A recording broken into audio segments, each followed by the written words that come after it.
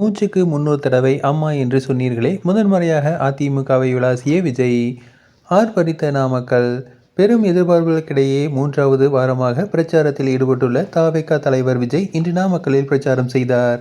வழக்கம் போலவே திமுகவை மிக கடுமையாக விமர்சித்தார். அதே நேரத்தில் முதலாக அதிமுகவை வெளிப்படையாக விமர்சனம் செய்திருக்கிறார். மூச்சுக்கு 300 தடவை ஜெயலலிதா பெயரை சொல்லிவிட்டு அதிமுக செய்தது என்ன என கேட்டதோடு அதிமுக பாஜக கூட்டணியும் மிக கடுமையாக சாடியுள்ளார். 2026 சட்டமன்ற தேர்தலுக்கு தமிழ்நாடு தயாராகி வரும் நிலையில் அதிமுக, திமுக உள்ளிட்ட பிரதான கட்சிகள் தேர்தல் வேலைகளை துவங்கி பிரச்சாரத்தில் ஈடுபட்டு வருகின்றன. அந்த வகையில் தமிழக அரசியலில் புதிய வரவான விஜயும் தேர்தல் பிரச்சாரத்தை தொடங்கியிருக்கிறார். மேலும் வழக்கமாக விஜய் தனது பிரச்சாரத்தில் பாஜகவையும் திமுகவையும் விமர்சிப்பார். குறிப்பாக திமுக குறித்துதான் 90% பேச்சுகள் இருக்கும். இந்த நிலையில் முதன்முறையாக அதிமுகவையும் பாஜக கூட்டணியும் விமர்சித்திருக்கிறார் விஜய்.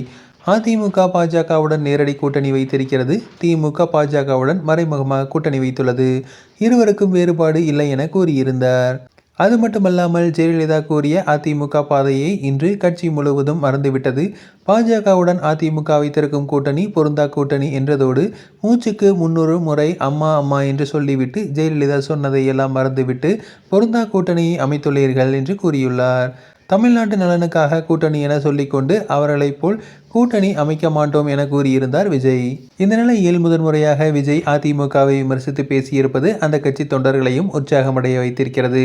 திமுகவுக்கு மாற்று தமிழகத்தில் எதிர்க்கட்சி என்ற டார்கெட்டை நோக்கி விஜய் பயணித்து வருவதாகவும் அதனால்தான் தற்போது அதிமுகவையும் விஜய் விமர்சித்துள்ளார் என்கின்றனர் தமிழக வெற்றி கழகத்தினர்.